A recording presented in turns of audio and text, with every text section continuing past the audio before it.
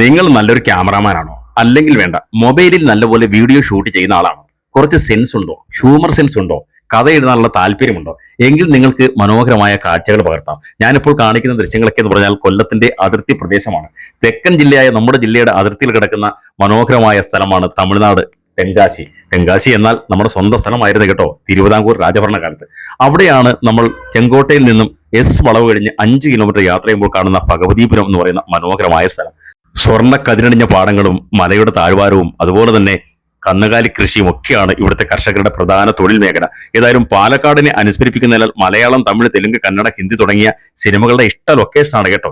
ഏതായാലും metre gauge പാതയുടെ കാഴ്ചയും ഒക്കെ പണ്ട് മനോഹരമായിരുന്നു. ഇപ്പോൾ ബ്രോഡ് ഗേജ് ആണെങ്കിൽ തന്നെ ഈ ഗ്രാമത്തിലേക്ക് ധാരാളം ആൾക്കാർ ഷൂട്ടിങ്ങിനായി എത്തുന്നുണ്ട്.